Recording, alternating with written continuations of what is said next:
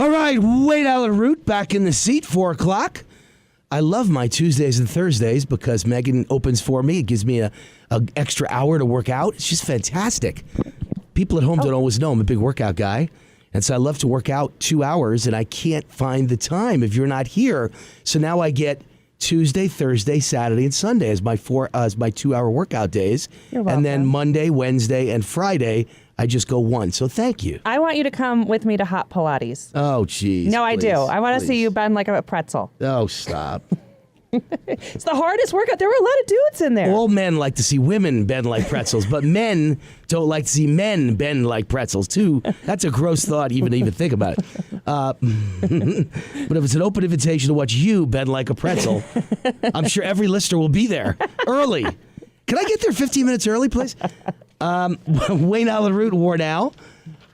Keeping Jameson entertained. We got the coolest call, by the way. But from who? From a bunch of Eddies. His name was Anthony, and he said, we're a bunch of Eddies, we're a bunch of steel workers, and they just were calling to give this show props, and they said, once the 3 o'clock hour starts every day, they're no longer working because of your show. They just have so much fun. So. And I constantly get letters saying, Wayne, you are the greatest, and oh, by the way, we love Megan. So in my fan mail, I get mentions of you all the time. So that's nice. We're all cooking. Thank you, Las Vegas. We love all of you.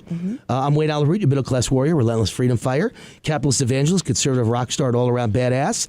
And I've now joined Megan for the first segment of this hour, and then we'll have Marklin Kennedy and his beautiful actress wife, Carrie Lassard Kennedy, in studio. He's a TV producer, former star, college football player, owner of a fancy schmancy restaurant in town. His wife, a big shot actress and model in Hollywood, Marklin Kennedy and Carrie Lassard Kennedy, who become kind of pen pals with me on email because they're huge Trump conservatives. Nice. So it's nice to see people that are in show business, produce TV shows, star in TV shows that are conservatives.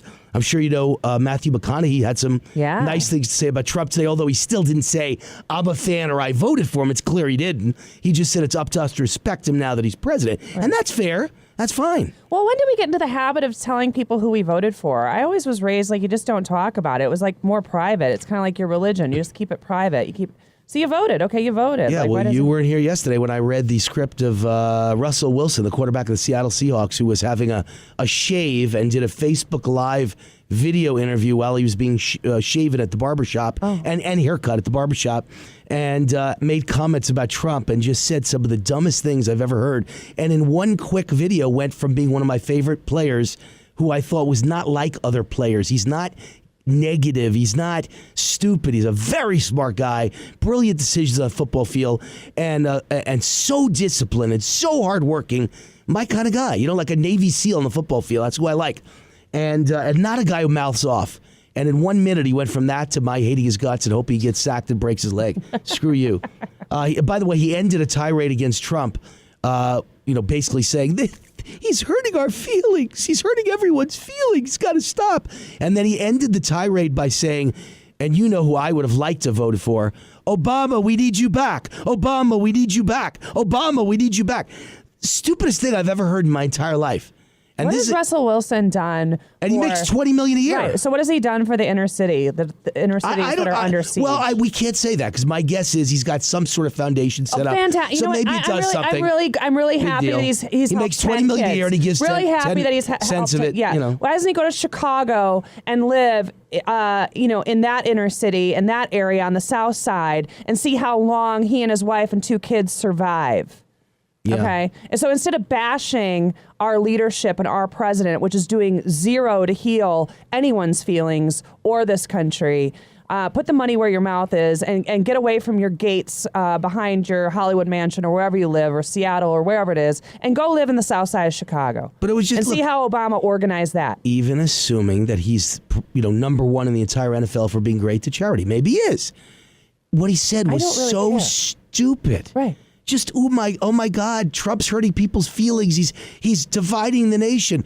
Obama didn't divide the nation. When Obama hurt my feelings, no one cared. When Obama attacked me with the IRS, no one cared. When Obama almost put me out of business with Obamacare, no one cared.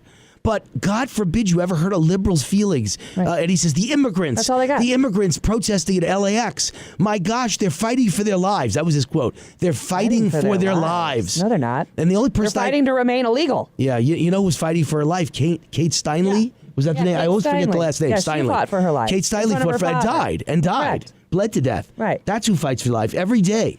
Nobody seems to care. Why does no one care when an illegal shoots and murders somebody, but they care when an illegal is inconvenienced a little bit at the airport over a Trump directive? Anyway.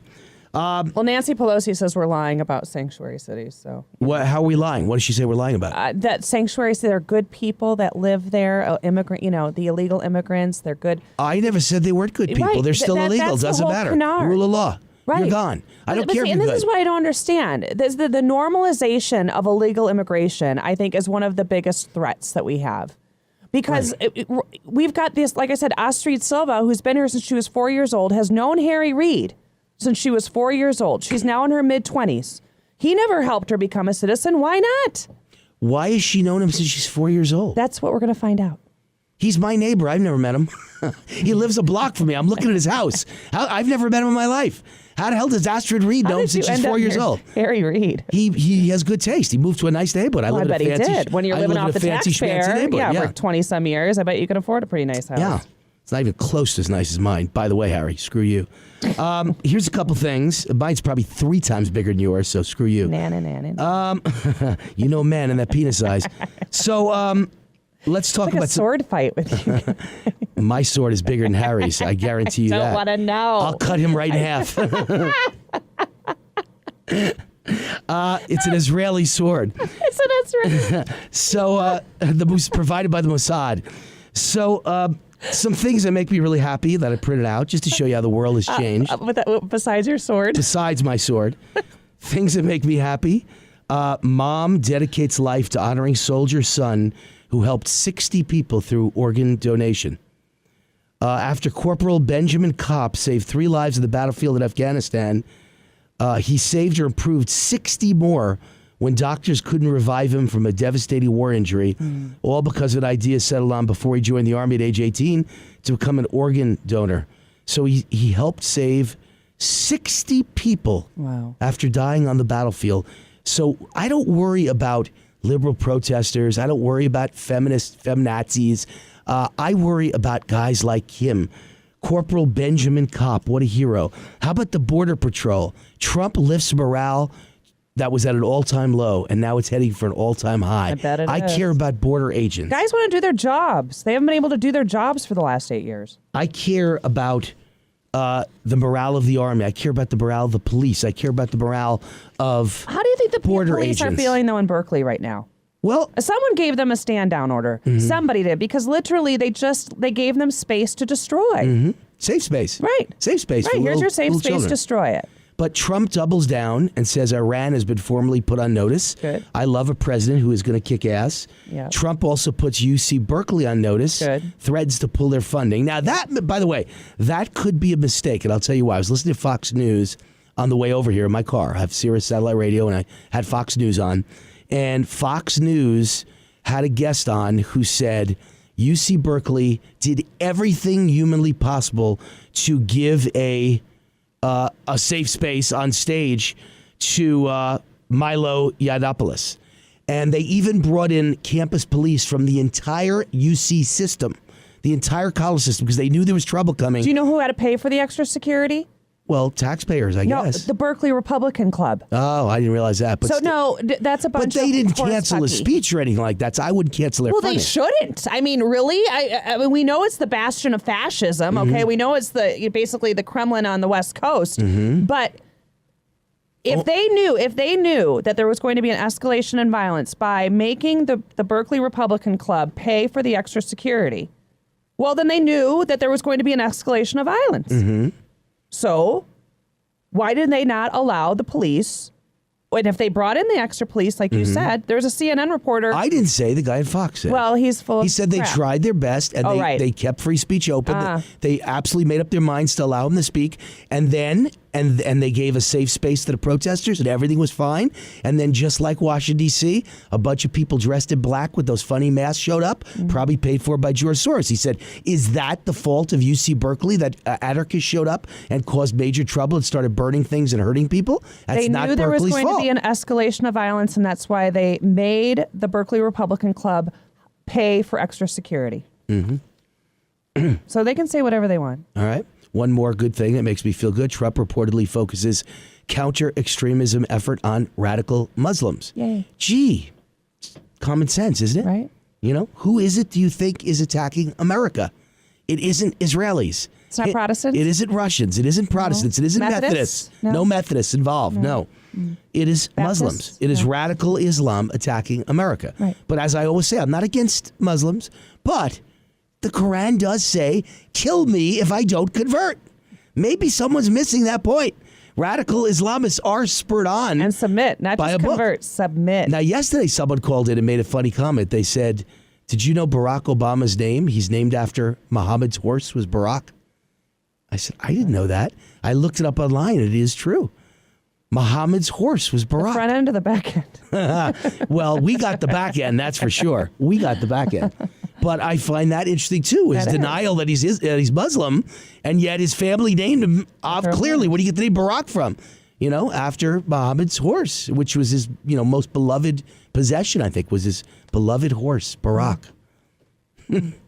Anyway, interesting stuff. And last but not least, my last comment, Democrats fuming over Gorsuch. How do I pronounce it? I think it's Gorsuch, yeah. Yeah, fuming over Neil Gorsuch, Supreme Court nominee. All the Democrats fuming over him backed him in 2006. Unanimously. Unanimously. So how are they? So did he evolve into a corporatist, racist, xenophobe, homophobe, misogynist? Like what happened? I don't get it. I think that's why I think it's a brilliant nomination. I think George Soros happened because Yeah. it's just another reason for him to give them money and gin them up and get them to say terrible things. And the only good thing about all this is Harry Reid's gone, so you don't have to listen to him opine on all this. Right, but not now that we got Schumer's any Schumer. better, Right. but Yeah, but do you think, and this is a serious question, do you think that the Soros money can be frozen? It can be completely cut off? I have just no like idea. Hungary's doing? That's a Donald Trump That's what I Attorney think General needs to question. happen. That's a Jeff Sessions question. That's I don't know, but I think some could make a case that Soros is involved in, I don't know, sedition? What word do you want to use? Try. I would use sedition. Yeah. Oh, and let me finish with one last thing. The funniest thing that happened in the last day was Sarah Silverman saying that the military has got to do a coup and take Trump out. And I'm sitting here laughing. Another bong rip. Yeah, Sarah. yeah. Forget about the fact that, asking for a coup is un-American. Forget about that for a minute. She's so clueless and out of touch. All of Hollywood. She's proving why Hollywood needs to secede. She's so clueless and out of touch. She doesn't honestly know that everyone in the military supports Trump. They're all Republicans. They all like to kick ass. They love America. They love their flag. And they hated Obama. They hate Hillary. And they hate Hollywood celebrities like Sarah Silverman. She thinks they're going to do a coup against Trump. This is how out of touch Hollywood is. Don't they know the military hates them? Let me give you a hint. When you see a really clean-cut guy with a crew cut and a gun in his holster, the chances are much better he's going to use it on you than Donald Trump. I just want to make sure you know that. If you're in Hollywood, are you that stupid? You don't know that cops like Trump, cops like Wade Root, cops like Megan Barth, cops like Donald Trump, cops like Mike Pence, cops don't like you. They want to club you. You low-class, no good, slutty communist. They don't like you. You are a slutty communist. That's what you are. You and what's the name of that female talk show host who's always naked, showing her boobs and having heart attacks because Trump won? She was on. Oh, Chelsea Handler. Chelsea Handler. You're slutty communists. Totally. I mean, they're just whores. They're just ignorant. They are. And they were so offended that Trump used the P word. I'm like, you use the P word every day. Your P is on Instagram. Your P is on Facebook. Your Facebook Live and your P. I mean, what are you talking about? A friend of mine who's very wealthy just told me the other day, speaking of P, he's got a big stomach. Thank God I don't. And he's going to have treatments done. It's the latest, greatest treatment. A pregnant woman's urine rubbed on his stomach to kill fat cells. What? So when you talk about peeing on somebody, I wasn't talking about they're peeing on pee. rich people I was now. talking about They're peeing on rich people now. Pregnant women are peeing on rich people. That's what you know that. That's I don't even want to That is the most disgusting thing I've ever heard of. I can't believe anybody would rub pregnant woman's urine on their How stomach. about you just go jog on the treadmill for 30 minutes? I mean, my God. Nobody does Come that to hot Pilates with me. I won't pee on you. I don't know. But by the way, hot Pilates does smell a little bit like hot pee. I just want you to know. The smell in those yoga and Pilates places that are hot when it's 120 degrees is not a pleasant smell. It's 95. Yeah, it's not a pleasant smell. It's 95. All right, so I'm just laughing that Sarah Silverman honestly thinks that the military is against Donald Trump. They've got to stop him. They don't want to stop him, you idiot. They're on his side. Yeah, I want. Military's conservative. Yeah. Do you know military voted 70% for Trump? Are you that stupid? Find me a general. I'll find you someone who voted for Trump. They're not going to do a coup on Trump. They hate Obama and you idiot. All right. Another Jew. What's that? What? Wait. We've got to explain that on the air. What does that mean? Sarah? Yeah. Well, Sarah's Jewish, of course. I know. But so am I. I get it. And I'm a conservative Jew. I get it. Be nice to she's Jews. Part of the. Be nice to Jews. It wasn't being mean to Jews. Always I'm be just nice saying, to another Jews. one in your tribe. Always be nice to Jews. We own Hollywood. Don't ever forget that. Well, which is the problem? Don't ever forget that. We own the media. That's the problem. We own Wall Street. That's the problem. We own the medical profession. We own all the accountants. You want an accountant, his last name is always Moskowitz or Schwartz. I just want you to know that. Anyone who does numbers is Jewish. We got the corner on delis. We've got you by the balls. I just want you to know that. Wayne Allyn Root, you know we're half kidding here. Only half, but we are half kidding. And we're having fun. And I love the Jewish people. We'll always love the Jewish people. I don't love their politics, though. Correct. That's what I'm saying. All right. Sarah Silverman, to me, isn't a Jew. She's a Hollywood commie pinko slut is what she is. That too. That too. And by the way, don't think I'm a sexist talking about women. If you hear women in Hollywood like Chelsea Handler and Sarah Silverman speaking, they throw sexual talk around. That's what I'm saying. They use their like pee all the pigs, time. like and I don't pigs. mean pee. I mean they're pigs. pussycat. Yes. Yeah, I get it. Yeah. They're pigs. They are. All right. Now that we got that straightened out, Megan Barth. I'm going to go to Pilates. It's time to leave. Go to your hot Pilates. Take a break. I've got great guests coming in. A beautiful couple, Marklyn Kennedy and Carrie Lassard Kennedy, will join me in studio to talk about their wonderful success. They are Hollywood people who are actually conservatives. Yay. I'll be conservatives, and they don't believe there should be a coup by the military against Donald Trump. I guarantee you that. And I bet they don't believe They're by pregnant women. They either. don't believe in Goldman showers. I'm thinking of Goldman Sachs. Goldman Sachs and together. Those two do go together from time to time, but not Maybe on Goldman showers is the Jewish version. Goldman showers. There we go. Wayne Allyn Root. We're now. Thank you, Megan. Bye.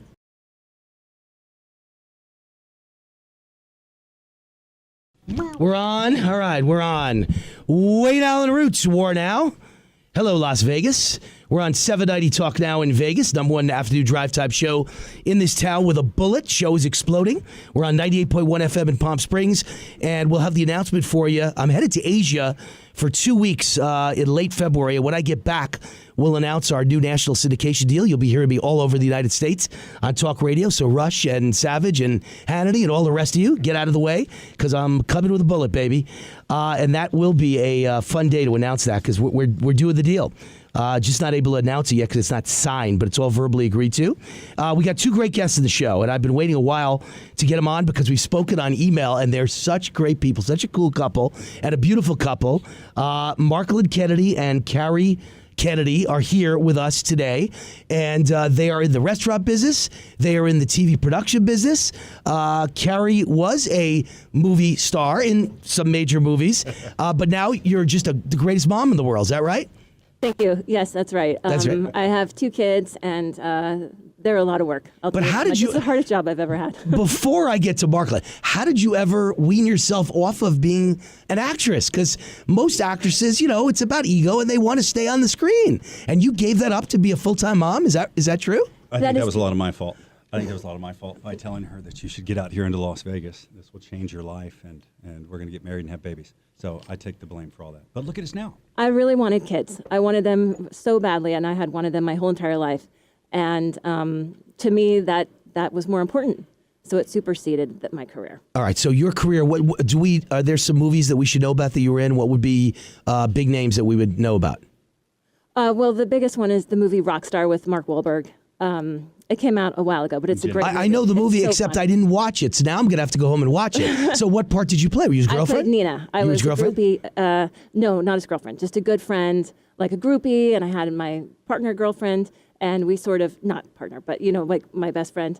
And we sort of helped out to get his career launched. Groupie, is that like Chelsea Handler, like a liberal slut? Is that kind of was that your part? No. No, you weren't the liberal slut in the Not movie? compare me to her ever. I don't mean in real life. I'm not trying to offend you. I don't mean in real life. I meant in the movie. Were you the part of like a liberal girl who got screws every rock star in the whole movie? Was that kind of the part you played?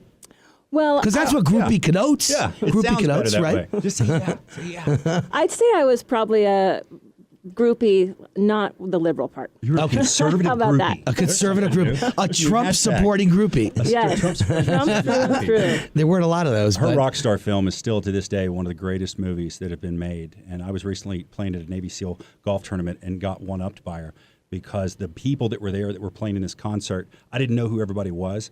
And it started off that they were warming up playing some ZZ Top. And after they finished, I go, God, you guys are pretty good. Like, you should be in a band. Then they introduced him. They were And ZZ said- Top? No, it was Nico McBrain from Iron Maiden. It was Sean Drover from Megadeth. Oh. It was It's like a Tim super band. Ripper from Judas Priest. Got it. And so whenever it started going, the movie Rockstar was based off Tim Ripper, who was in Judas Priest. And so I'm telling them the story, and Sean Drover from Megadeth, he goes, wait a second, your wife is Nina? And I go, yeah. He goes, my wife's not going to believe this. I've got to call her right now and tell her that I'm playing with a guy married. And so my wife upstaged me when she wasn't even there. My movie that she was in, she doesn't even like to talk about. And now you have 2 kids, yeah? We have 2 kids. Which are aged? Aged 9 years old is our daughter. Her name's Barbecue, and she just turned Where did you 9. get barbecue from? Barbecue? That is such a Hollywood name. That's like a Gwyneth Paltrow name, barbecue. I like to say it was because of me being from Texas and everything out there. If It's we have- barbecued. If we have gravy in a bowl with a straw, that's Yeah. a good beverage there. But where it kind of came from on my side of the story is when we were in delivery at the hospital, the nurse said to me about, oh, you're the funny guy because you're nervous, you're having a kid. And they said, once you have a kid, the humor goes out of a relationship. And I go, well, I'm just going to name my kid some jacked up name. and then I'll laugh all the way. And so I said, I'm going to call her Barbecue. But they wouldn't let me legally put it on the birth certificate. What did you have to put on the birth certificate? Alexa, because of Carrie, because Carrie wanted to have a real normal Well, first name. of all, I have 4 kids, and I have found that the real name doesn't matter. It's only the nickname that people call them that matters. Yeah. So barbecue is probably called bar by everyone, right? Bar. Q. Oh, Q. Q. Q. All right. So Q's cool, and Everybody bar's cool. calls her Q. My So- parents, they call her Q. Everybody calls her Q. All right, cool. And your son And is the boy, 2 years old? He is 2 years old. He'll be 3 soon. His name is? Queso. Queso. Because What does we that like stand for? cheese. Ah, okay. It's the Trump version of cheese. Well, I have 4 with interesting names. My oldest daughter, who graduated Harvard, is Dakota. It's Dakota Sky, actually. Dakota Sky beautiful. route. My no, not at all. No. Just I love the beautiful western skies. Yeah. And my son, who I think is going to wind up in Stanford, and he's a lacrosse stud, and his name is Hudson. He just turned 17. Of course, I grew up in New York, opposite the Hudson River. I was in Westchester County, so I always loved the Hudson. And I've got Remington Reagan route, named after Ronald Reagan, who was born, popped out of my wife's stomach a day after the Reagan funeral. So it all happened at the exact same time, and the doctor had no idea that I was Republican or his name was going to be Reagan or anything like that.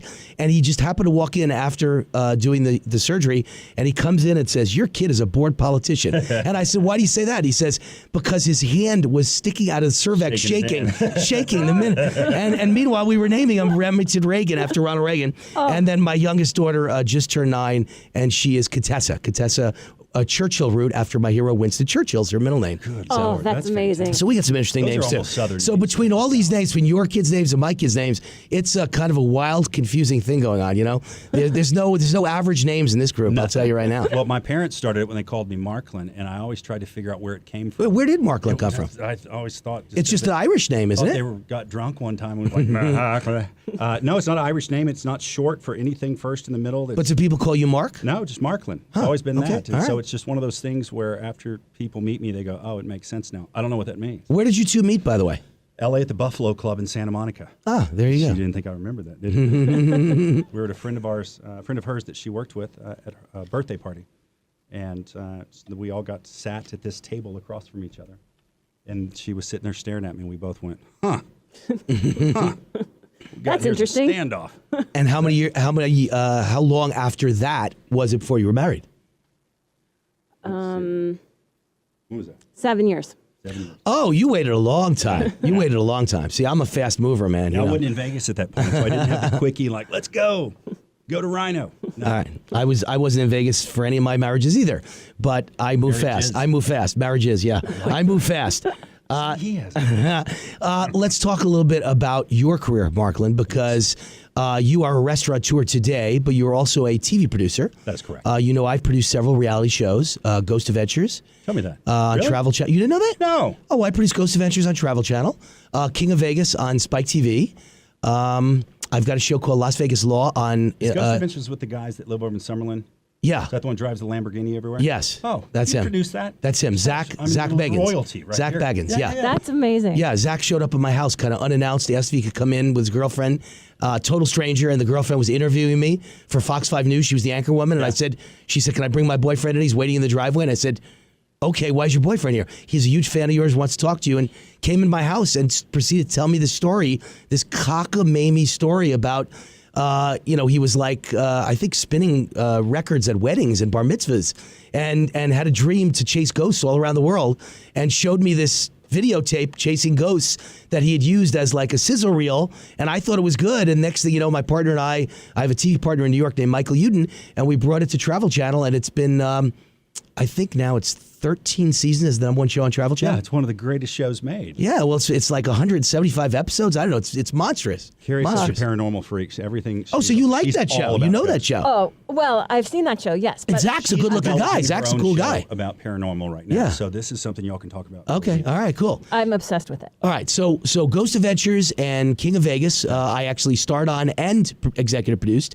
Winner Take All, Find the Greatest Gambler in the World, Sure. and that was I Spike remember TV. Spike TV, and then Is this where they ended at Palms and it was put everything on red or black? well, that was a show, but it wasn't at Palms. It was at actually in the parking lot of Bally's. We built our own casino. Awesome. We literally built $1 million casino in the parking lot of Bally's. Don't ask me why Spike TV didn't just rent Bally's casino instead of building a new one from scratch in the parking lot. But it's TV network's money, so I didn't care. Yeah. I was a liberal when it came to things like that. It's not my money. What do I care? All right, listen, we're going to go for a quick break. When we come back, we'll talk more. I want to talk about your restaurants. Got it. And your TV show is Gigolos, correct? Gigolos. And do you have others? You have other shows, I have don't you? other shows. All right, we'll talk about all of them when we get back. Wayne Allyn, Root, War Now, 790, Talking Out Vegas, 98.1 FM, Palm Springs, and lots of stations all over the United States. Soon to come. War Now. The battle has just begun. I had no idea. Yeah. That's the reason that Bruce kept saying, about these. Do you know Godfather? You know Mark Wyman? Yeah, I know Mark. Yeah, I met him at parties. Not like Yeah. a best friend or He was anything, but wearing all the stuff. So I just he talked me into having a lunch. how do you know with him. Bruce, by the way? Let's get to that for a minute. Day one, I opened the Light Group. Light Group was a nightclub hospitality company out here. I know Light When I Group, got yeah. here in 2002, I came Oh, to New York. I'd with love Andrew, to, you know, And we we can come opened on it and up, and then talk I Trump a ran different time. a bunch of different facets. Jet nightclub, Well, some no, restaurants, we'll different see. things we It doesn't had. matter. So your thing was the nightclub business. Yeah, It's yeah. fine. You and I have I'm so fine much in with- common. It's scary. I was not in TV. I was an actor in LA. When I met her, I was doing He's Melrose. leaving. He wants to say Brother, it was a goodbye. pleasure to meet you Nice so to much. meet you so. too. Thanks so much for coming. in. Absolutely. See you later, I'll Andrew. see you tomorrow. She's got notes about the women's marches to talk Oh, about. good. Okay, good. Good. Whatever Beautiful. you want to lead, they're comfortable Yes. talking about it. And we'll talk about Sarah Silverman, too. I want to talk about her dumb comments today. Have you heard them? Oh, I haven't heard talks them, to- unfortunately. It has to be a military coup against Trump. Yeah. She's so dumb. She doesn't understand that the military loves Trump. They're so stupid in Hollywood. They don't even know who's on their side and They who's are not. It's so like Madonna stupid. saying I was thinking about blowing this up. Not that anybody's going to say anything negative. They're morons. But you and I have so much in common. It's Yeah. funny. So in 1983, I graduated Columbia University. I think I'm a little older than you. You're like 49, I think I saw. Yeah. I'm And 55. Obama was a ghost. It's my favorite thing. Yeah, that he you was talk never there. about. So I graduated Columbia in 83. In 84, I raised a couple of $1 million for a bunch of rich old men who wanted to get laid with models. Yeah. And I bought Xenon nightclub in New York City. Shush. And I spent a year running Xenon and hanging out, and that was where I met my first wife, was one of the biggest models in the world at Yeah. the time. Who? That was a big mistake. What Big was her mistake. She was with Wilhelmina. Her name was Victoria was a big Payne model. in 1983. That was a long time ago. Okay, before- and but- she was on the cover of lots of magazines, and she was Whitney That's Houston's amazing. buddy. And then, of course, married me, and I said, you can't do that anymore, and that was the end of that career. And so she didn't go on to become as big as the other model, but she was Yeah. right there where she was on the verge of being it, Wow. it. And then I came along. She's not it anymore. Nor is she my wife anymore. Oh, I love watching them talk. Yeah, when you have the similar parallels, I was never thinking about TV. Where were you raised? in Dallas. Oh, you're I not was an East born in Coast guy. Houston. Okay, that's No. the only difference. I'm from Okay. Texas. She's from La Jolla, so I love dirt. She likes water. La Jolla, now that's a good place to be from. Yes. That's a nice place. I love La Jolla. Yeah, the kids love it. I know. I love La Jolla and I love Rancho Santa Fe. Yes, I love Rancho Santa Fe too. That is a great The big place. houses with the yards, and you can have the Rubber horses, and Right. it's right there with the water too. You've And got that's both. kind of why I moved here. We lived in Malibu, my wife and I, for 13 years on the beach. And I moved here. We were going to move to Rancho Santa Fe, but I couldn't take California taxes or property taxes or people anymore, the liberals. Yeah. So I wanted a big house and a big piece of land, and that's why I looked at Rancho Santa Fe. Yeah, and I 'cause loved that's it. what you can get. But I just didn't want to be around all the liberal, It's gotten airheads. so crazy. So I moved here, and we got compared to Malibu, I got a giant house here. Yeah. It's just like Rancho Santa Fe sized house and a big piece of land on. I'm in Anthem Country Club, Yeah. so I'm right on 5 lakes and 7 waterfalls in front of my house. We're right Oh, above Green that's Valley High School. beautiful. Oh, so you're up by Oh, end of town. Yeah. You're right there. Yeah. Okay. And Q you're by Whole takes- Foods. Q takes Trader Joe's, Whole Foods. Q Yeah. takes golf over at Anthem. Cool. Oh, right at my place. Yeah. Yeah, my son No has done big. it too. I wonder if they know each other. Well, He's he's older. only 2 going on 3 and he takes golf. Alexa does, Alexa. the girl. Oh, Daughter. who's 9. Okay. Yeah. My son, who is 12, Remington, played golf those at Anthem and then somewhere else, the Willows, I think he played at too. But anyway. Oh, okay. All right, so we'll talk a little TV, a little restaurant, You and then a make me little want to have more politics. kids, or her have more kids. It's expensive. That's the only negative. I love them all, but my God, it's She says Eats up Trump's every gonna dime get you her- got. What's Trump going to give you for having kids?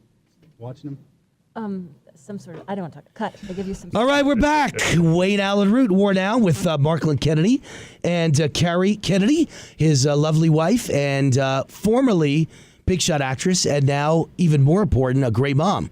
And by the way, my wife Deborah was Miss Oklahoma, and then she was lead singer for Emerson, Lake and Palmer, and she had a reoccurring role on an ABC TV series. She was the Marilyn Monroe girlfriend of some mobster, and then met me and got her pregnant on the honeymoon, and that was the end of her career. Oh, So I seem to end beautiful women's careers. That's kind of my story in life. something in common. But she then became a mom, and she has homeschooled our 4 kids, and obviously done a good job because one of them graduated Harvard, the next one's headed for Stanford. It looks like he That's just got his PSAT scores back, and Well, he wasn't top 1%. He was 1. I mean, like he's number 1 in America. I mean, that's like in the amazing. entire America, he's You like homeschool them.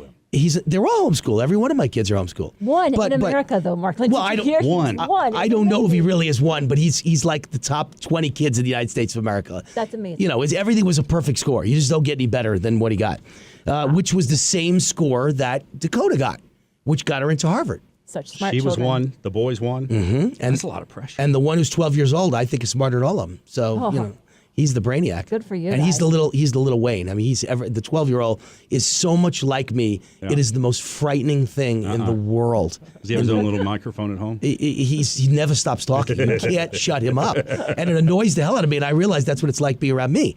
Now I realize what other people are thinking about me. He never stops talking, and he thinks he knows everything better than everyone else. He really is me. That's a lot of pressure. That's a lot of pressure. All right.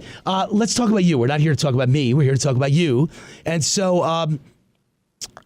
Marklyn, you own a new restaurant in my end of town, right? It's the Green Valley area? The Green Valley It's area. called Carlitos Burritos. Carlitos Burritos. Now, funny enough, I didn't know that was the name of your restaurant. I just happened to yesterday. I work out every day, 2 hours a day, and I'm on the treadmill, and I can't work out for 2 hours without watching a movie, right? And I was watching Carlitos Way with Al Pacino. yeah. Is that where you got that name from? Is that where you got that name? I've never heard that name before, Carlito. Where'd you get that We from? had joked about putting a scale at the end of when somebody eats, and it would be called Carlitos Weigh, and you could weigh yourself and to see how many pounds you had brought in. Now, Carlitos Burritos had originally been residing over at Pecos and Patrick, and the chef owner there, a guy named Dave Samuels, that was doing fantastic for about 8 years. It was a 25-seat little restaurant that was just doing gangbusters. And he had built up enough of a following and so many great things coming out from the New Mexican flair of Hatch chilies, the green and red, and it's such a phenomenon.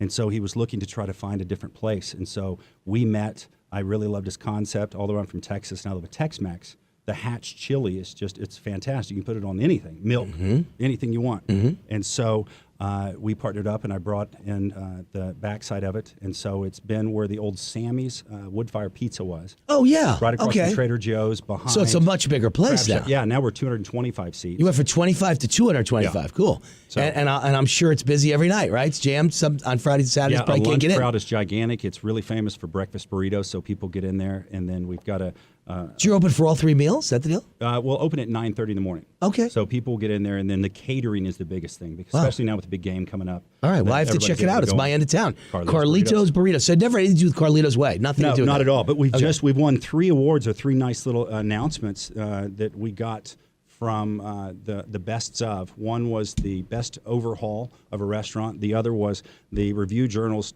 Food Critics Top 10, and we were number 9. Cool. Mr. Chow was number 2. Mm-hmm. Then the other one. Who was number 1? I don't know. What was number 1? I don't know. I love Mr. Chow's. So It's do just I. the only thing about Mr. Chow's, the food is fabulous, but it's overpriced. I mean, you walk out going, "Are you kidding me? That was Chinese food." Yeah. I'm a Jew from New York. Chinese food costs $12. Why is this $320 for 4 people? Are you out of your mind? You ever go Food's to China great, Mama? but no. Where's China? China Mama is probably the number 1 restaurant that's out here. It's this old Taco Bell on Spring Mountain and Jones. Just an insane place. This buddy of mine, Shing, introduced me to this. But one of the other things that we were named was the best place to overeat. So, But the food a is good one. reasonably priced. It's not reasonably like the priced. strip It's where the prices are fantastic. so crazy. people absolutely go in there, and I've got a friend, Billy Gibbons at Azizi. Yeah, of Billy, course. Every time he comes down, he absolutely loves it, and he always goes in and buys up all of their Hatch chili sauces they've got. And TV career. Now, you are a producer. You're not an on-screen guy. Well, there's 2 sides. Okay. I am on screen right now on a show that just it premiered January 4th, but it's called Vivica's Black Magic. And where is last it? night, it's on Lifetime. So what's it last night, about? when I emailed you and I sent you the He's the picture. TV star in the family now. You've reversed Yes. roles. Oh, You yeah. must be jealous. You've got to be jealous because I know the way actresses are. You know, No, I'm so proud. you're okay to share the limelight. He's It's been in okay. the business All right. So what did you do? Vivica's Black Vivica's Magic. Black Magic, and it's on Lifetime Wednesday nights at 10 o'clock. And Yeah. the episode last night, the whole arc for the show this season is to get this dance troupe to Vegas for a residency. And so they've called me in. As Well, who's Vivica? Not Vivica Fox. Vivica Fox. Oh, it is Vivica Yeah, Fox from Independence Day. Independence Yeah, Day there and you a go. million other films. And I actually just did a film with her not too long ago called Kinky that Jean-Claude Lemaire, who was the creator on Black Magic. Okay. No, keep talking. Keep talking. So, we're passing notes around. Like, I you know, like it. this is like school days. You know, They're you're playing going to I hangman. want to see that note. I want to see that. No, the mic just broke off in my hand.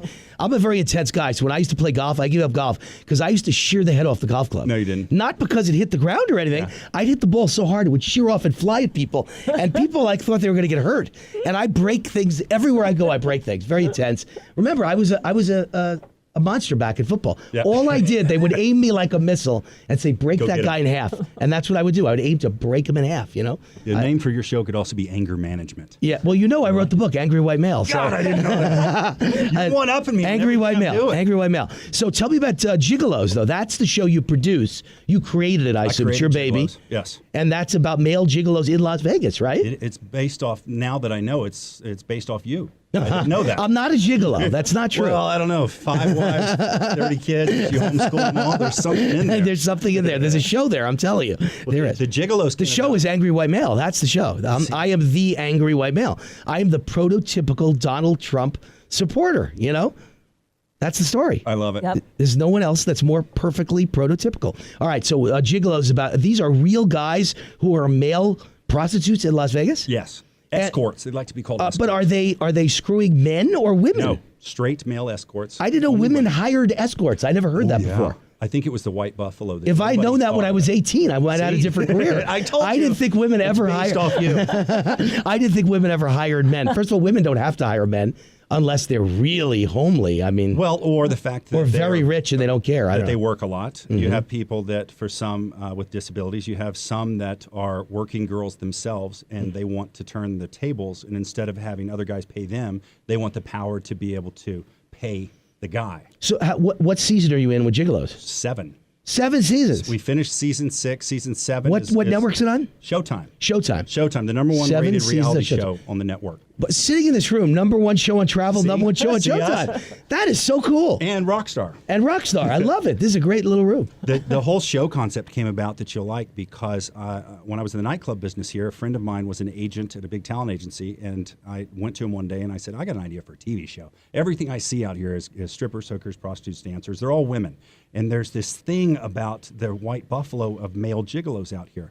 And it had come because a really famous guy's fiance was coming to town, and she wanted for her bachelorette party, and she was the first person to ever ask, hey, can I get a guy? Do you know where any guys are? And I didn't know anybody. There was this guy in the club, kind of cheesy with the Versace shirt. His name was Rico, and he'd walk around, and I go, do you have A cheesy guy named Rico. What a strange thing. And I said, do you happen to know what if there's guys out here that do this? And he was like, yeah, that's what I do. I am the gigolo. And so that kind of turned around, and I went to the agent, and I said, here's the deal. Here's the show.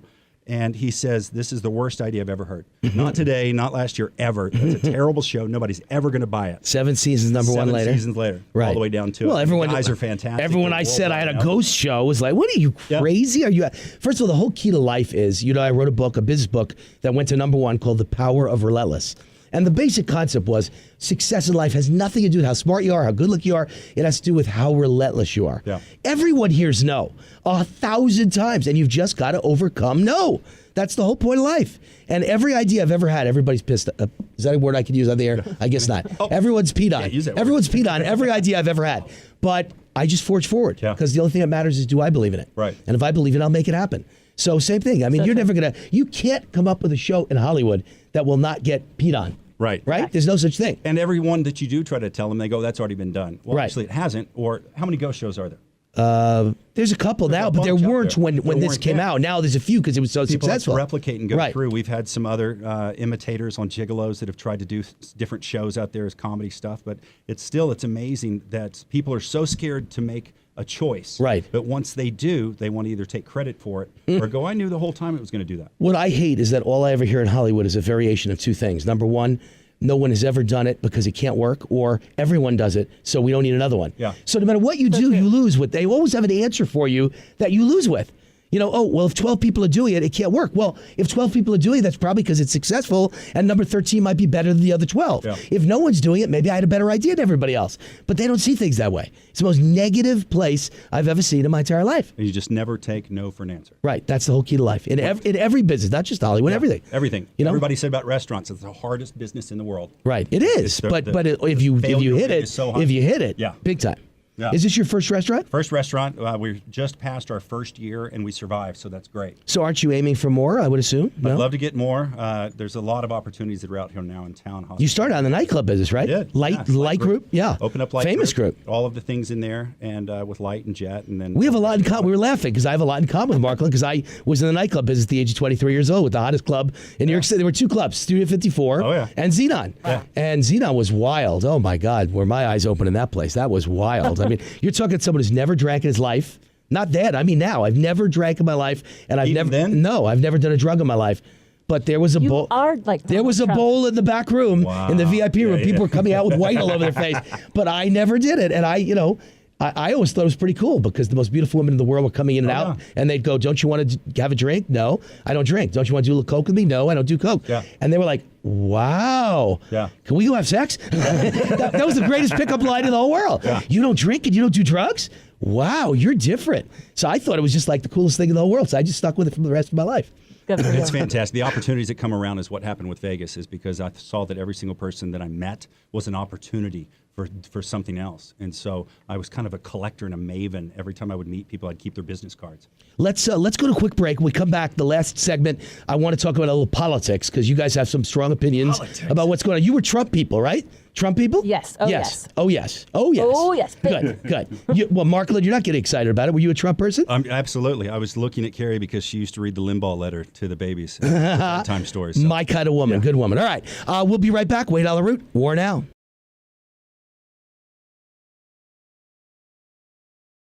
All right, Wade Allyn, welcome back to War Now, 790 Talk Now Vegas, 98.1 FM. We just have about 3 minutes to go before we head to the news. And so I want to ask Marklin Kennedy and his lovely wife, Carrie, about politics a little bit. So you both got excited about Donald Trump early on. What was the deal, Carrie? Oh, early on. I was hoping that he would run. And then when he was making the announcement, I mean, I had to have the TV. I was ready to go. He came down the escalator.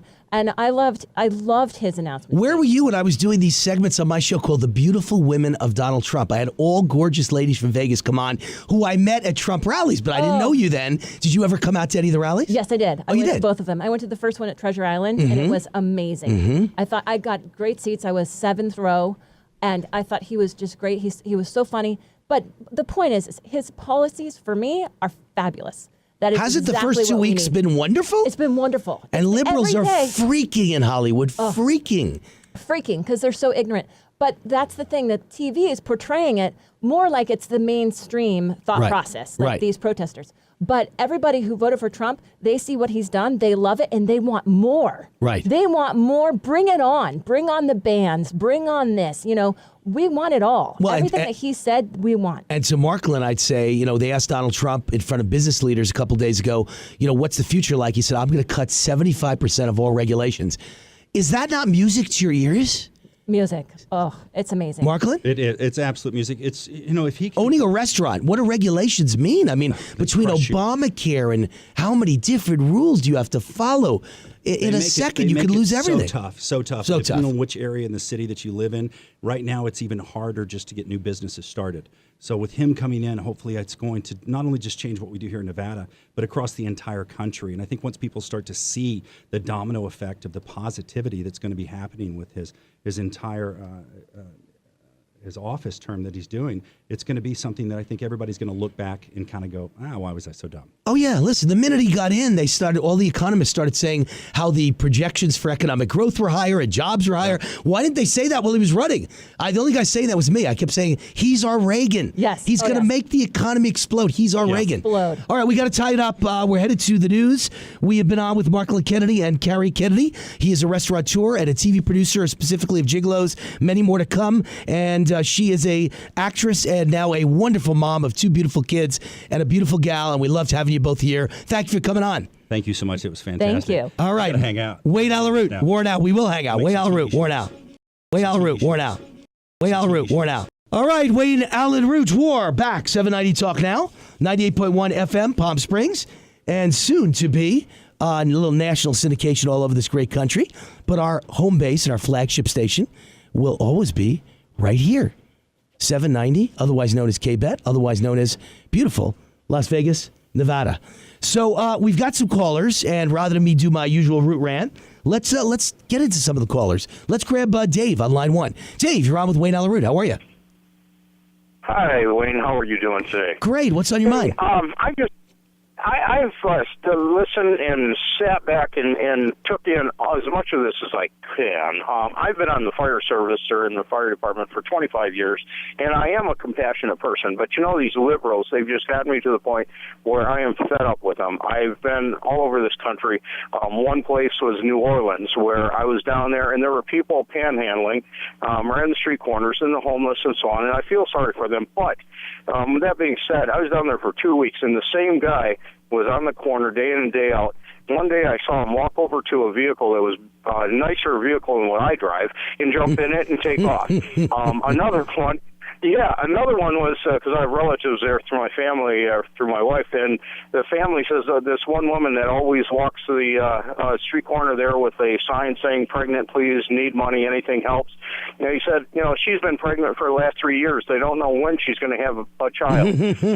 Along with that, in Denver, it was in the Denver Post, it was talking about a businessman in Denver who would go out and panhandle 1 or 2 days a week. And when they asked him about feeling bad about this, he said, no, he says, people wouldn't give me the money if they didn't have to spare. I am just sick and tired of this sort of thing. And these liberals, they're just killing this country. They truly are. Something's wrong with them mentally. And I am so glad, thank God, that we have a president now that maybe can, put the brakes on some of this stuff. And of course, shows like yours, where you expose this sort of thing is such a blessing. But I just, had to say something about it because it's been troubling me for years. Thank you, Dave. I really appreciate it. We really appreciate first-time callers, and we appreciate people who are smart and see the world for what's really going on, and you're one of them, so I really appreciate it. I've also got a friend named Joe just texted me, in transit in the third world right now. I'm in Detroit, listening to your show. On his iPhone, he's listening to my show. And your tax money, most government-paid flights pass through Detroit. thanks to Uncle Sam. So he is a military man, Joe, and he's a good fan and friend of the show, and has been very nice to me and my family off camera. And I want to say safe travels, and thank you for being a big friend, a good friend, and a big fan of the show, Joe. Really appreciate it. And he listens to our show wherever he is. If he's in the middle of Europe in military training, he's listening to our show on his computer. So really appreciate that. We've got Rob on line 2. Rob, you're on with WAR. How are you? Hey, how you doing, Wayne? I called last week, construction worker. I just wanted to share something with you today. Sure. At lunch, 80% of the guys I work with are Mexican. Some of them don't even know English. And we were talking about the fact that they're going to cut off welfare, and, I asked them what they thought about it, and they said, good. They've been in this country for 9, 10, 20 years, some of them, working on their papers or working dual citizenship. And they agree wholeheartedly. They're out here trying to make a good name for their culture, their people, their work. And guess what? They don't all scrub toilets, and they don't all mop floors. But the ones that do pay their taxes, and they're trying to pave the way for their families to do right. The bloodsuckers and the open hands need to stop, and they agree. But you ain't going to catch that on the 4 o'clock news, 5 o'clock news, and that's the real world. I mean, I just wanted to share that with anybody listening. The guys out there that are breaking their backs every day agree with the decision, despite what the media is saying. Well, you know what, Rob? The reason I know that's true without even hearing from you, I know it's true, because the media acted as if Donald Trump was hated by every Hispanic in the world, every Mexican immigrant in the world, and he wound up getting 30% of the Hispanic vote, more than either John McCain or Mitt Romney. Now, where did that 30% come from? And I always felt the 30% that voted for Trump were the 30% who aren't on welfare, who aren't on food stamps, who work hard, who bust their butt, who bust their back, who go to work, who pay taxes, and in many cases are here legally. Probably 95% of the cases of the 30% are here legally, and the people who voted against Trump were people who are on welfare, on food stamps, and don't bust their butt, want government to take care of them, Medicaid, Medicare, more importantly, Obamacare, and maybe they're here illegally. Maybe most of the voters that voted for Hillary were illegally in the United States and illegally voting in places like California and Nevada. So when they say Trump couldn't get the Hispanic vote or the Mexican vote, I used to say, before I saw the final result, I said, yes, he can. I think he'll do very well. I think he might even get close to 50% of the ones who are here legally, but he's going to lose badly among those who are here illegally or those who have relatives here illegally. And that's the breakdown. That's the demarcation line. If you're a patriot and you love this country and you're not living off government, you probably like what Donald Trump says. And if you're here and you don't speak English and you don't love the country and you came here for welfare, you, of course, hate what Donald Trump says. So not all Hispanics and not all Mexicans are Democrats or hate Trump. I think it depends what side of that demarcation line you're on. But there are plenty of fine Mexicans in this country, like the ones who serve in our military. You know, when my car broke down on the side of a road, and I talked about this on the show like 3 months ago, my car breaks down in Las Vegas, and a guy comes and really saves my butt and changes my tire and spends some time with me. We start talking. He's Mexican-American. He is a United States Marine, former United States Marine, and he was the greatest guy in the world. And I said, you know what? I'm Wayne Root with a radio talk show. He's like, you're Wayne Root? I said, yeah. And so I said, why don't you call in on Monday's show? This was on a Friday. I said, why don't you call in? Because you're the guy who saved me on the side of the road. It's nighttime. I didn't know how to change the damn tire. And he called in. He called in and he said he's for Donald Trump. And I was worried. I was worried when he was changing my tire that he's Mexican-American. I don't want to mention my politics to him. Well, I was wrong. He was for Donald Trump because you know what? That kind of fine human being that is United States military is going to be for Donald Trump. There's the demarcation line again. Well, check it out. It's this simple. If they got deductions on their paycheck, they're probably for Trump. The change isn't Obama's. It goes in our pockets for a change. Right. I'm with you. Thank you, Rob. Really appreciate it. Thanks to the second-time caller from Rob, our construction worker buddy from Las Vegas. We've got Frank on line 1. Frank, you're on with WAR. Yeah, the first thing, Lou Dobbs on his show today had put out the stats on the questionnaire on the survey of going nuclear option. And it basically came over overwhelming 94%, and they want it done today, yesterday. But just to be fair, of course, I agree, and I'm on the side. But just to be fair, anyone watching Lou Dobbs' show is probably a conservative. That wasn't a fair poll of average Americans, right? It was his viewers, I assume, right? Concurrence here. And the next topic. we all would love California. I fled the communazi when they the evilness of the income tax is these thieving lawyers / politicians can see who's making money and then come up with new criteria, new permits, licensing, and insurances that you have to have that you never had to have for 200 years. You know what I'm talking about. My point being, I left and came to Nevada only to watch Nevada slowly become Californicated. The secession, take the 4 biggest accounting law firms. It used to be the Big 8 when we were in high school and college. War, they were. I think they're like the Big 6 or the Big 4. Have them come up. Each of them come up independently with what would be the fairest way to make California pay their portion of. If they secede on that date, this is the number you're going to have to come up with towards the national debt, which is, conservatively $20 trillion. And of course, all funding would stop. We won't give up any naval bases. We will start taxing immediately we will seize boats, ships, fishing. We will seize portions of fishing, whatever it takes to get that portion of their national debt. And they won't even be allowed to start having a military until their portion of the national debt is done. Last thing more, these sanctuary governors and mayors, let them submit their suit. And any judge that hears the case, but because the language is so clear, and Trump is within the Constitution, unless these judges, and we both know how crooked, but believe me, what judges do, so many cases should be dismissed on frivolous. And this lawsuit on sanctuary is clearly either the judge is being paid or he's treasonous. And if I was Trump, I would have the FBI come in and say, you're coming with us. Either you're redefining language, you're incompetent, or you're treasonous, and you will be charged with sedition and treason, and then pick up the governors and mayors on the same count. Thanks for your time. I'll take your response on the radio. All right, thanks, Frank. Well, look, obviously, liberal and seditious kind of go together nowadays. I mean, liberals don't love this country. I remember when Rudy Giuliani said Obama doesn't love the country, and boy, did he take heed, and everybody said what a terrible person he was. But if you go by the actions of the last 8 years, I always argued there were only 2 ways to describe Obama. He's either a communist and Marxist who hates this country, and he's trying to drag it down, destroy capitalism, and bankrupt the power structure. Everybody with money who owns a business, he wants to take them down and redistribute the wealth just like a commie comrade. Or he's just, kind of a liberal idiot who's completely ignorant about business, doesn't know what he's doing, and it's all by mistake. And my argument was you couldn't be that dumb and that ignorant as to what he did to America in the last 8 years. And every liberal would come back and they'd say to me, oh, he hasn't done anything to America. The economy's great. We're in recovery. He saved us. And just in the last week, the things that have come out. Number one, Obama's chief economist came out and said, now a Harvard professor, came out and said he did the study. 94% of every job created under Obama was part-time.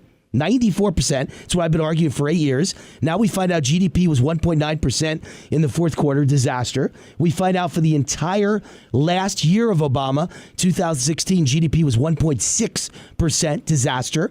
We now know what I said for the last 2 years, that Obama would end his 8 years as the only president in the history of America to never have a year over 3% GDP. Even Herbert Hoover never did anything that bad. And I kept predicting that, knowing I'd look like a horse's ass if he had 1 year of over 3% in the last 2 years, and he never even came close. I mean, I was on the money. I believe he averaged 1.6 for the entire, somewhere between 1.6 and 1.9 for the entire 8 years. No president in history has ever done anything even close to that since 1776. It's never happened. And then today it came out, 2 more things I saw today at my favorite website, Zero Hedge. Victor, do you know Zero Hedge? We got Victor Jakes here. I'm pronouncing it right. Jakes, right? That's correct. Victor Jakes is going to be our guest in the next segment, but he's sitting here watching. And so Zero Hedge is a great site. And so 2 things came out today. Number one, worker productivity was 1.2% in the last quarter. So that's just as bad as the GDP. Disastrous. And then the last one is the most important of all of them. Nothing creates jobs. Government doesn't. Big business doesn't. Nothing creates jobs like entrepreneurs. Small business. Without them, you got nothing. And right now, in 60% of all American cities, more businesses fail each day than open each day.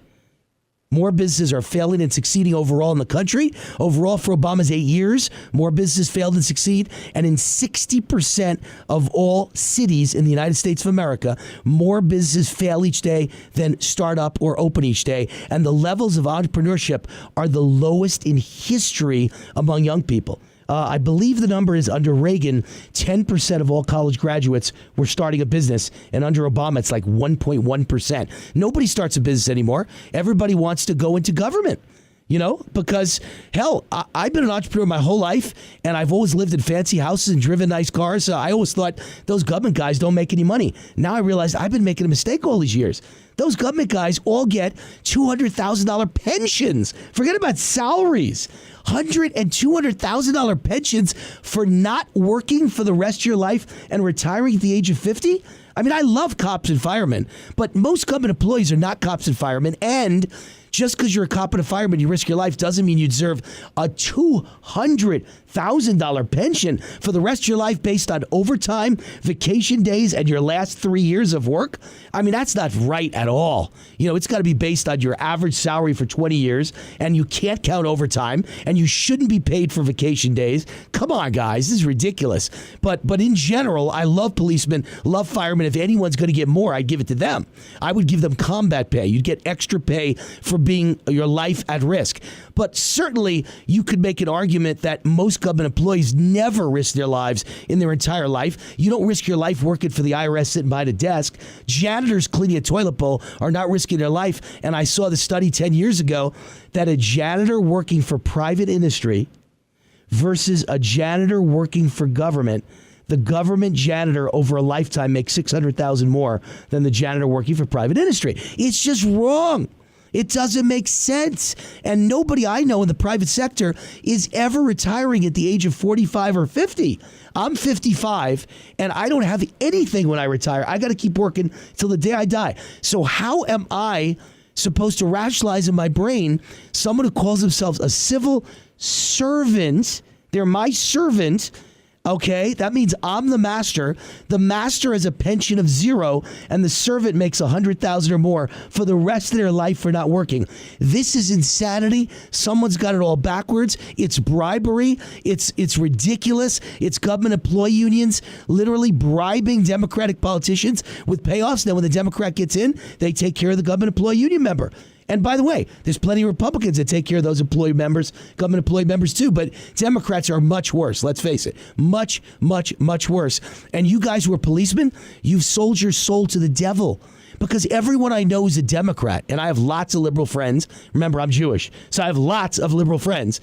And let me tell you something. When I get them alone, we're at dinner together, they all hate cops. Every liberal I know hates cops. So you're cutting deals with Democrats to get yourselves $100,000 pensions, and they want to hang you when you shoot a black kid just because you're white and the kid's black, even if he was attacking you. They hate you. They want to see you go to prison. They want to see you get raped in prison. They hate you as a policeman. I haven't ever met a Democrat who's nice to police people. They're just not.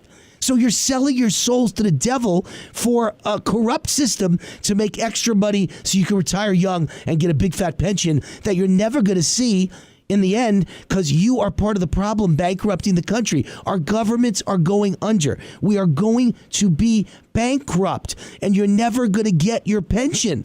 I want to see every cop and every fireman get their pension. So to do that, we'd have to reduce future pensions, or the country's going under the way Chicago's going under, the way Detroit's going under, the way Greece is going under, the way Zimbabwe went under.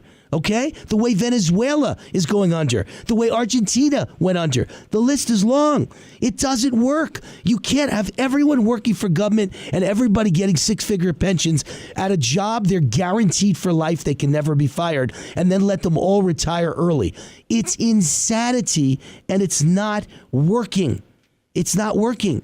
So you got to decide what you want in life. You have my eternal, undying support and love for being a policeman or a fireman. but I wouldn't let you take the pensions you're taking.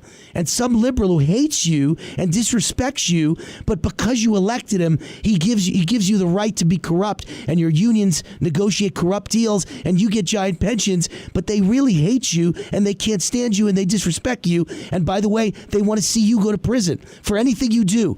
Anything you do, they want to make it criminalized. Okay, guys like me stand by the police 24 hours a day, 7 days a week. And we want you to get a reasonable pension, but just not $200,000 a year. Okay? So you got to make a choice. I'm Wayne Allyn. War Now. When we get back, Victor Jakes is here. We'll be talking a little bit about government pensions because I know that's one of his topics. But the main topic is this pink tax from 2 female Democrat legislators, an assemblywoman and a senator, state senator here in Nevada, who think women's hygiene products should not be taxed. But all the things that I as a guy think are essential, screw you. That's what they think. Well, I say screw them. When we come back, we'll talk about it. Wayne Root, Victor Jakes. We'll be right back. War Now.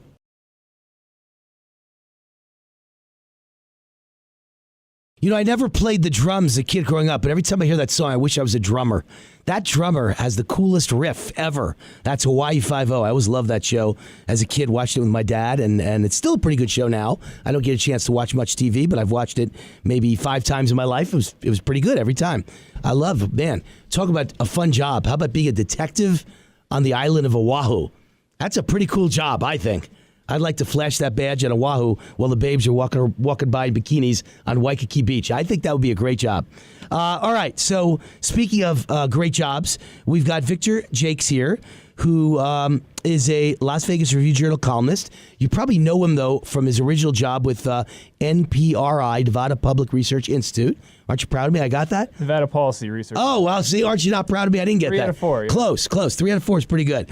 And he's a RJ columnist. Actually, wait a minute. I should beat you up. You actually took my space. You took my space on the front of the Nevada section, and they moved me back to the opinion section because they said I wasn't local enough. I was all national. So he is in my space. You're like a squatter. That's what you are. You're an RJ squatter.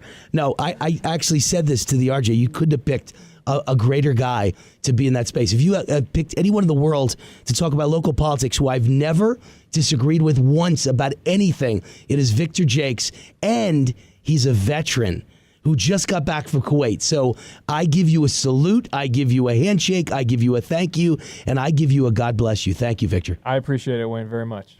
And don't feel bad about taking my column. It's okay. Maybe a little bad. I'm Jewish. Got to be some Jewish guilt in there. Feel a little bad, but overall not too bad. Tonight. Overall not too bad. Yeah, you can sleep tonight. It's okay. Just toss a turd a few times in honor of me, okay? So we're going to talk about the pink tax in a second, but I just wanted to first get back to an issue that I think has always been near and dear to Nevada Policy Research Institute, which is government employee pensions, which are so obscene that I don't know how government employees can look at the number and not laugh out loud and just go, what a ripoff I'm involved in. It's just the craziest thing in the world. You're talking to the number one guy in the world who loves cops. I just think there is no greater person in this world than a cop. Okay, they're here to defend us, they're the thin blue line. That doesn't mean I want them to get a $400,000 pension. And there are fire chiefs getting $400,000 pensions in this state, and I know in places like Illinois, that's regularly done. In Illinois, there are teachers who get $400,000 pensions. Isn't this crazy? Well, the pensions are. They're out of control, and one of the projects that MPRI does, transparentnevada.com, is a great place for people to go and actually be able to look up and see those pensions.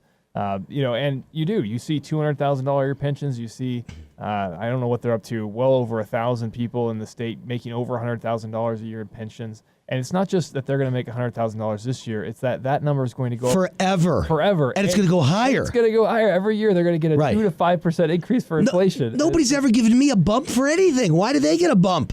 I don't get it. And it doesn't start when you're 65. It can start when you're 45. It can start when you're 50. And it's just like that does not happen in the private sector. And then they turn around and say, well, we don't have enough money to fund our pension system. And it's like, well, of course you don't. Look at these pensions. And where do you get it when there's not enough money to fund it? From the taxpayers who are in the private sector who don't have a pension. It drives me crazy. What right do people have to pick up $100,000 a year? Now, here's an exception. As an example, I've often said in all of my books, I say cops deserve combat pay and firemen deserve combat pay. They deserve extra pay and higher pension for the risks they take. And if a cop retires on disability because he got shot, or he hurt his back running after a criminal, you have my total sympathy, and that's a whole different story. But there are plenty of people, first of all, in government who aren't cops and aren't firemen that have never risked their lives, who are getting 100,000 or more pensions. And there's also cops who've sat behind desks their entire life and never risked their lives, who get giant pensions, and firemen who sit by desks that never risk their lives. The combat pay should be going to the ones who are actually out on the beat in a dangerous neighborhood. They should get a bump in pay for the risk that they take. Yeah, well, and it's so funny because when you actually look at combat pay for people in the Middle East, and I was very fortunate in my tour; it was very safe. But for people who do face that kind of danger, their premium for combat pay is $833 a day, $250 a month, $3,000. $8.33 a day. $8.33 a day, and for risk of your life. And they actually prorated it, so now you only get paid per day. They used to pay you like if you were there for 1 month, you get the whole month paid. Now no, wow. You actually get paid per day. So yeah, well, we all know the military doesn't get paid a lot. I mean, that's the example I use. If you retire from the military as like a colonel or a major or even a general, how about a general? There are generals who get like $150,000 a year pension. That's a general. You've waited your whole life and you make it to the very top of the military. And that's why I have no problem if there's a police chief and a fire chief who makes $150. But that's not what's going on in Vegas. Absolute bottom of the barrel average employees retire with $1 million gold-plated pensions. They're not the general or the colonel. Can you imagine if every private got $150,000 a year for the rest of their lives? The country would be bankrupt. It's not that they don't honor your service. There's just no way to pay for it. That's all it comes down to. Well, that's exactly right. I mean, we're out of money, and certainly the state's out of money. The amount that we contribute per employee has actually quadrupled since we started the pension system. And so you just look at that, and that's almost $1 billion every year that we're paying for nothing, really, because the public employees there. It's just the pension system's gotten so crazy that we're having to pay to sustain it. And over time, there was a time when I was a kid, I remember my grandfather telling me that government employees have a job where they can never be fired. They get tenure. So the safety of the job, they know, and they're not being paid by a company that could go out of business. They're being paid by the government. So the safety of their job is amazing. And that's why my grandfather used to say they get such low pay.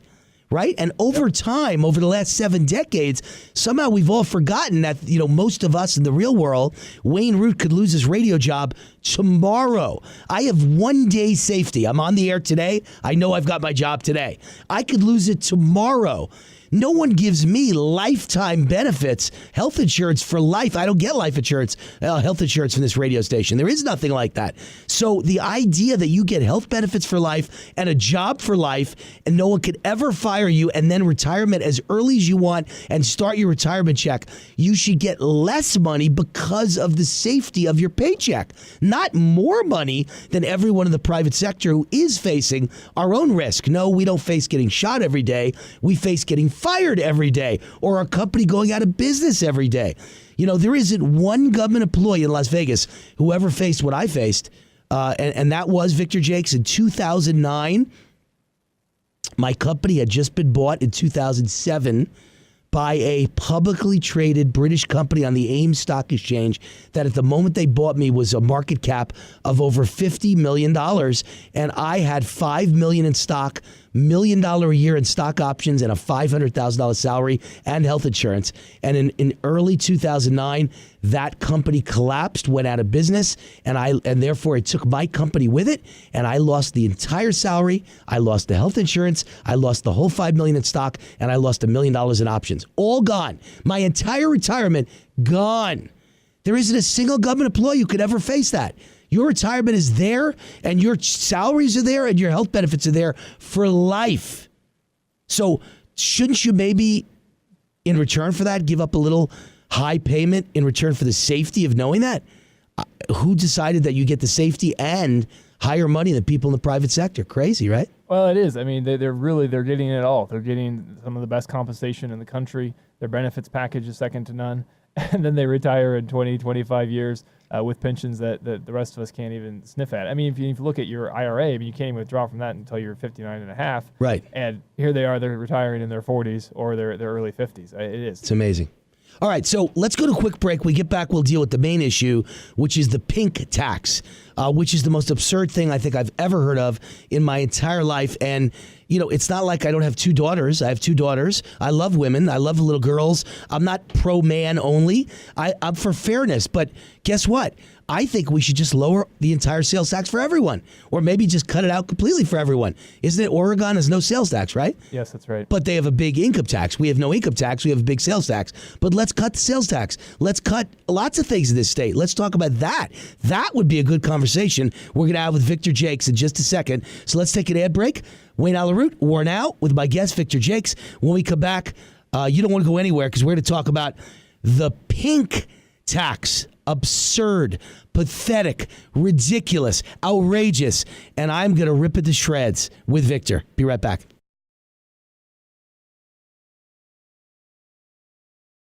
All right, so we've got Victor Jakes with us in studio, and then we'll take some calls after we're done with this segment. We'll grab some of your calls. I see you're already lined up on the phone lines, and if more of you want to line up, 702-546-4790, 546-4790, or if you're calling from Palm Springs, toll-free, 844-263.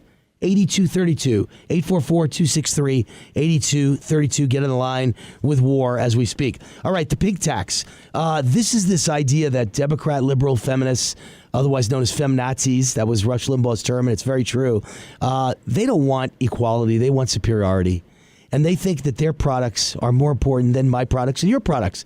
You know, who says that I don't find it essential to have a shaving cream and a razor?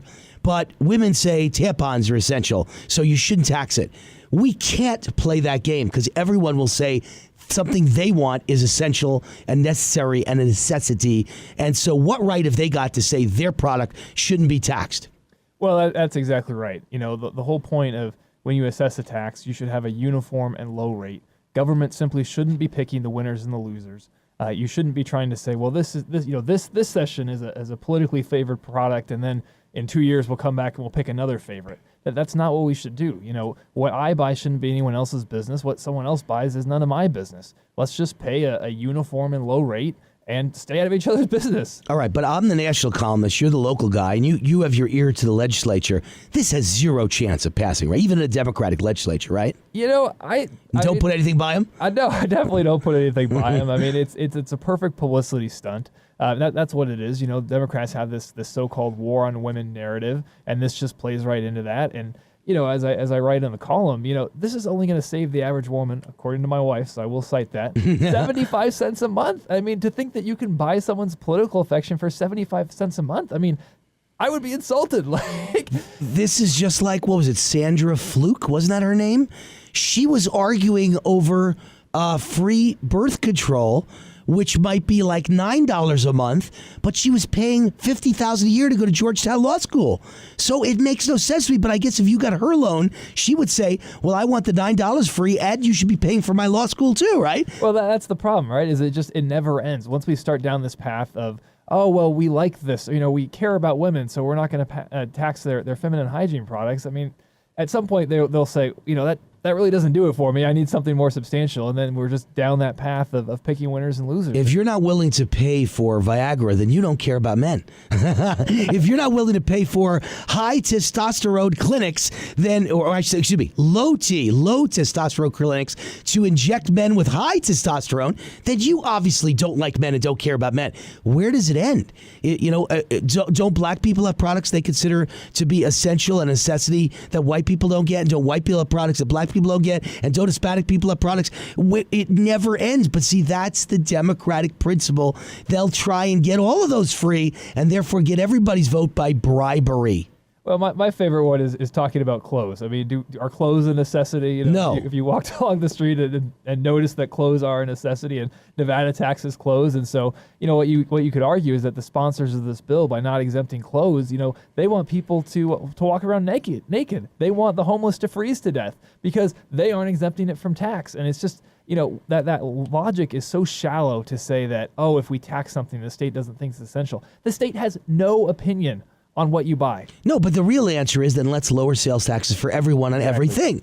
Because our sales tax is right at the top of the whole country, right? We're right near the top, right? Yeah, it's one of the highest in the country. It's 8.15%. The legislature, and that's before counties. So it's 9 and change when you add in everything, right? The state is like 6.5. The county gets it up to 8.15. Oh, is that we are? So we are all in at 8.15. Yeah, I thought we made it to 9. My mistake. But I think the only one higher than us, maybe New York and California, right? Is that maybe Illinois? We're right at the top. We're right at the top. Okay. But yeah, California I think is a little bit higher. But you know what my biggest bugaboo is, and you're a guy who studies these things. We're great with income tax. That's wonderful. I gotta think we have the highest car registration tax in the United States of America. Has anyone got higher than us? That's a great question. I actually come from Washington State, and they ran an initiative to drop all car registrations to $30, and it was a huge, very popular. So if there's it passed, right? It passed. Yeah, there's any aspiring politicians out there, you want a surefire winner. Yes. Take the car registration down to $30. I agree. And you would hit a home run with that. Well, first of all, you know how many cars you see cars driving down the road with not foreign plates, but other state plates. Like 2 out of every 10 cars have an Oregon plate or a Washington plate or a New York plate or a California plate or a Colorado plate. It's another popular one. New Mexico. I see lots of New Mexico, and I see Utah. Why? They'd all register in Nevada if you didn't charge them more than it doesn't be $30. It could be a flat $100 a year to register a car. That would probably be.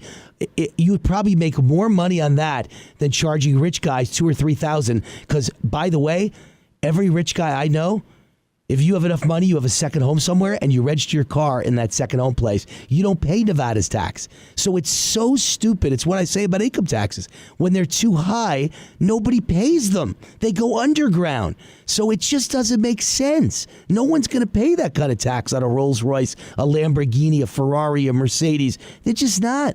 You know? Yeah, there's always some tax avoidance. I don't know how the numbers would totally play out, but as you make taxes higher, people are going to do more and more things to avoid it. That's just a fact of human nature. Last question. You seem like a very nice young man. How old are you? I'm 33. 33 years old. How did you become a conservative? What led you to being a young conservative? I always enjoyed talk radio and politics.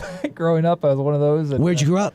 Washington State mostly. And, but not in Seattle, I'm sure, right? Not in Seattle. And, did you grow up on like a ranch or a farm? No, I lived in Tacoma, so just a little south of Seattle. But suburban area. Yeah.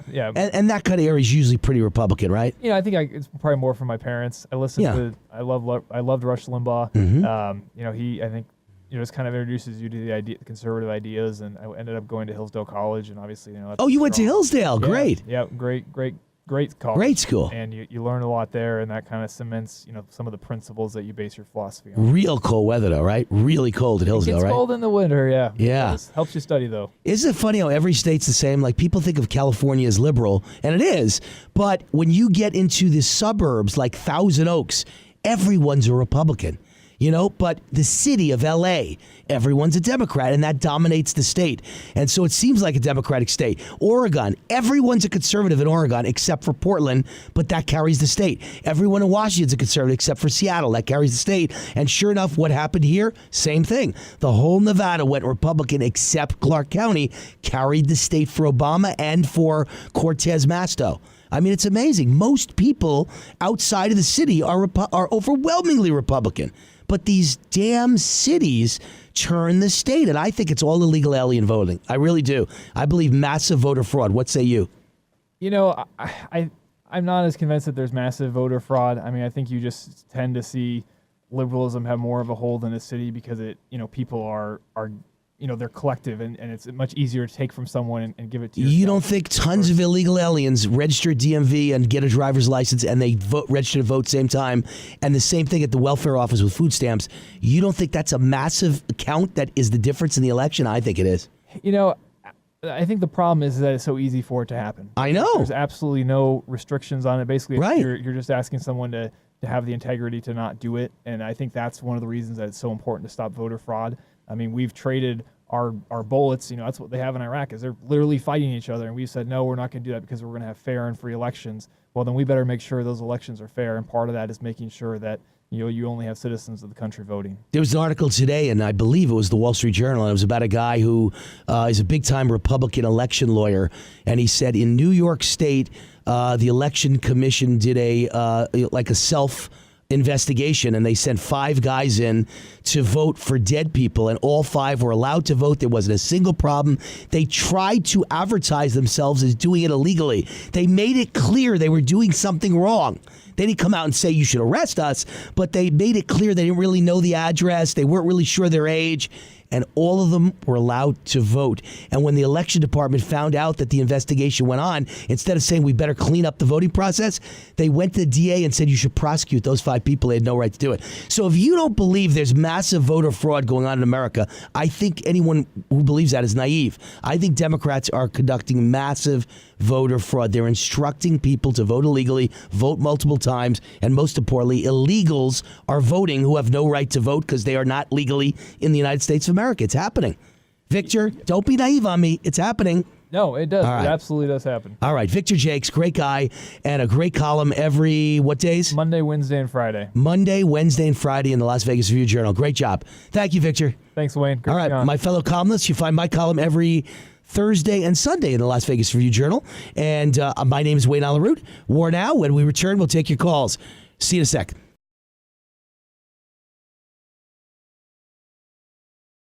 All right, Wayne Allyn, WAR Now. We've got Paula on line 2. Paula, how are you? Wayne Allyn.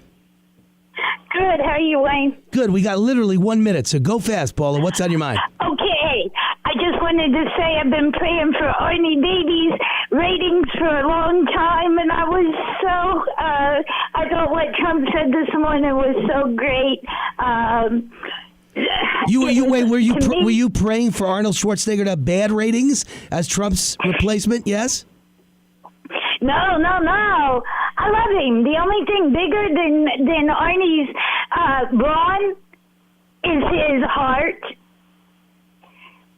And not a lot of people see that. Yeah, but then why do you love Trump's statements? Trump really ripped him to shreds this morning. He didn't rip him to shreds. He was making a dish on the producer.